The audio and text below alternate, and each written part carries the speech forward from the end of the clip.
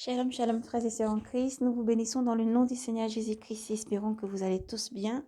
Aujourd'hui, nous allons libérer le message du Seigneur pour fortifier nos frères et sœurs encore et demander d'être braves et courageux, de se tenir debout et de continuer encore à annoncer l'évangile, lire et méditer, se sanctifier et toujours avancer car Jésus-Christ est à la porte. Et le Seigneur vous aime très fort. Il faut rester éveillé toujours dans la prière, la consécration, la méditation, surtout l'amour pour nos frères et sœurs, nous pardonner, avancer, se sanctifier, redresser la tête, quel que soit ce que l'on traverse, redresser la tête, quel que soit ce que tu traverses, et croire que le Seigneur t'aime infiniment et qu'il est là près de toi pour t'aimer davantage et te conduire, te fortifier, te relever. Et il est toujours près de toi, Jésus, pour te dire, me voici, je t'aime, sois brave et courageux et persévère jusqu'au bout à croire. Alors Jésus-Christ vous aime. Nous allons lire aujourd'hui dans le livre de Saint Matthieu 25. Saint Matthieu 25, chapitre 25. Nous allons lire tout simplement tout le verset 25 de 1 à 13. Ensuite, nous allons lire Matthieu, toujours 25. Nous allons lire le verset 31 à 46. Que Dieu vous bénisse dans le nom de Jésus-Christ éternel. Nous laissons ce moment entre tes mains. Te remercions pour tout ce que tu es, Jésus, dans ta présence. Maintenant, nous laissons vraiment tout entre tes mains. Prends le contrôle, Saint-Esprit. Souffle des quatre vents, toi qui portes toutes choses jusqu'au cœur de tes enfants. Seigneur, sanctifie ce moment encore pour que chaque cœur, Seigneur, qui écoute, les âmes disposées, Seigneur, soient régénérées. Chaque cœur soit béni et fortifié. Merci pour tout ce que tu as pour ta parole. Tout de mon esprit méchant se levant contre ce message. Ne confessons pas ton nom, Seigneur Jésus. Nous déclarons dans le ciel comme sur la terre qu'ils soient liés, jetés en enfer au nom de Jésus-Christ. Merci pour la vie de tous tes enfants de lumière partout dans le monde entier, pour ta parole qui régénère, qui fortifie et qui redresse. Merci Seigneur Jésus pour tout ce que tu es en ton nom. Nous avons prié. Amen. Donc sans plus tarder, nous allons faire la lecture. Frères et sœurs, soyez bénis.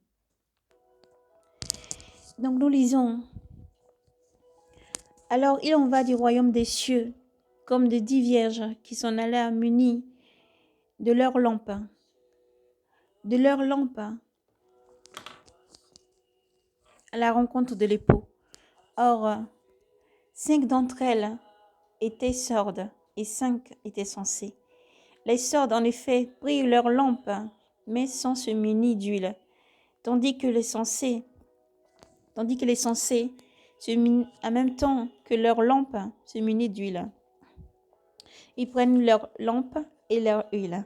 Ainsi, nous allons juste reprendre la lecture à partir du verset 4. Tandis que les sensés, en même temps que leurs lampes, prirent de l'huile dans leur fioul.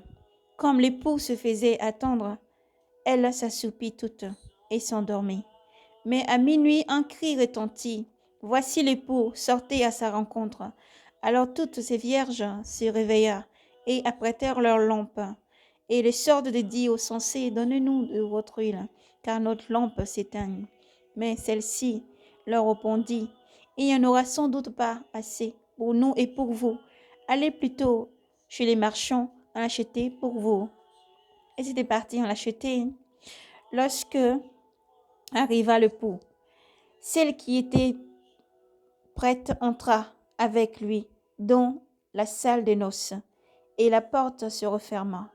Finalement, les autres vierges arriva aussi et dit, Seigneur, Seigneur, ouvre-nous. Mais il leur répondit, en vérité, je vous le dis, je ne vous connais pas. En vérité, je vous le dis, je ne vous connais pas. Veillez donc, car vous ne savez ni le jour ni l'heure, ni les jours ni l'heure. Veillez donc. Lisons le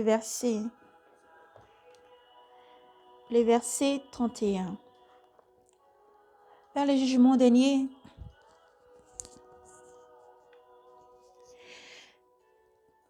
quand le Fils de l'homme viendra dans sa gloire, escorté de tous ses anges, alors il prendra place sur son trône de gloire. Devant lui seront rassemblées toutes les nations, et il séparera les gens les uns avec les autres, tout comme le berger sépare les brebis des boucs. Il placera les brebis à sa droite et les boucs à sa gauche. Alors le roi dira à ceux de droite. Venez, les bénis de mon Père. Recevez en héritage le royaume qui vous a été préparé depuis la fondation du monde, car j'ai eu faim et vous m'avez donné à manger. J'ai eu soif et vous m'avez donné à boire.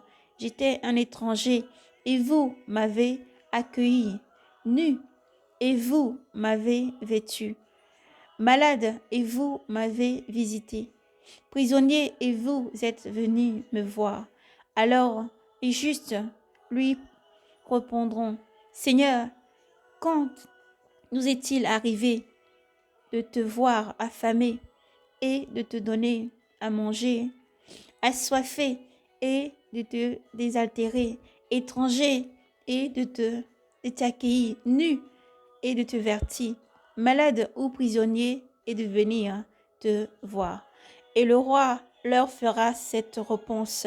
En vérité, je vous le dis, en vérité, je vous le dis, dans la mesure où vous l'avez fait à l'un de ces plus petits de mes frères, c'est à moi que vous l'avez fait. Alors, il s'en ira encore. Il dira encore, pardon. Alors, il dira encore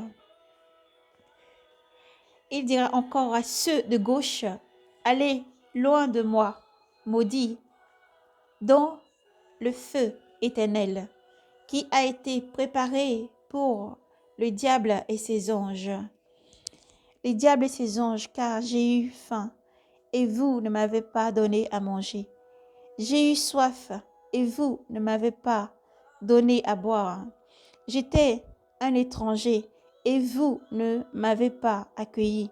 Nu, et vous ne m'avez pas vêtu. Malade ou prisonnier, et vous ne m'avez pas visité. Alors eux aussi lui demanderont à leur tour, Seigneur, quand nous est-il arrivé de te voir affamé ou assoiffé, étranger ou nu, malade ou prisonnier, et de ne te point secourir, de ne point te secourir? Alors il leur répondra, en vérité, je vous le dis, dans la mesure où vous ne l'avez pas fait à l'un de ces plus petits, c'est à moi que vous ne l'avez pas fait. C'est à moi. Non, à moi non plus, vous ne l'avez pas fait. À moi non plus, vous ne l'avez pas fait. Et ils s'en iront, ceux-ci, à une peine éternelle. Ils s'en iront, ceux-ci, à une peine éternelle. Veillez donc et priez sans cesse, frères et sœurs en Christ. Soyez bénis et fortifiés. Le Seigneur est Dieu. Le Seigneur est Dieu et au contrôle. Il vous aime infiniment. Ne baissez pas les bras, frères et sœurs. Continuez à annoncer l'évangile. Persévérez, comme le Seigneur pouvait encore dire dans la parabole du majordome. Quel est donc le serviteur fidèle et avisé que le maître a établi sur ces gens de sa maison pour leur donner la nourriture en temps voulu. Heureux ce serviteur que son maître, en arrivant, trouvera. Occupé de la sorte, en vérité, je vous le dis, il l'établira sur tous ses biens. Mais si ce mauvais serviteur dit en son cœur, mon maître tarde, et qu'il se met à frapper ses compagnons, à manger et à boire en compagnie des ivrognes, le maître de ce serviteur arrivera au jour qu'il n'attend pas, et à l'heure qu'il ne connaît pas, il le retranchera et lui assignera sa part parmi les hypocrites. Là seront les pleurs, là seront les pleurs et les grincements de dents. Alors que Dieu vous fortifie et vous donne la force d'avancer chaque jour, quel que soit ce que vous traversez et vous vivez. Frères et sœurs, méditons, lisons, sanctifions-nous davantage et préparons-nous car le Seigneur vient chercher son épouse. Le Seigneur vient chercher son épouse prêt, quel que soit ce que vous traversez dans les pays, partout où vous êtes, qui que vous soyez, où que vous soyez. Le Seigneur vous aime infiniment. N'oubliez jamais sa promesse. Elle s'accomplira certainement. Dieu n'est pas un Dieu de mensonge, mais un Dieu de vérité. Et Dieu a préparé, tout est déjà prêt dans le ciel.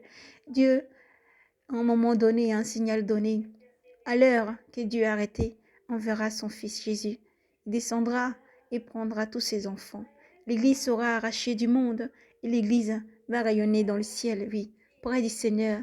Mais soyez braves et courageux chaque jour dans ce que vous vivez et vous continuez à avancer, à prier sans cesse, à demeurer en esprit, à prier sans cesse en esprit, à intercéder pour nos frères et sœurs qui doivent encore se sanctifier, se dépouiller et sortir du monde, à intercéder pour ceux qui travaillent, qui sont déjà à l'œuvre chaque jour, à intercéder pour que le Seigneur Dieu Tout-Puissant, les jours de la tribulation n'arrivent ni un sabbat ni un jour d'hiver.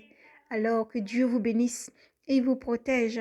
Que l'Éternel Dieu fasse lui sa face sur vous et vous bénisse, vous donne la conscience, la force, le froment, la nourriture quotidienne chaque jour, qui est aussi sa parole, surtout la parole, elle qui régénère, qui nourrit et qui donne toujours la paix.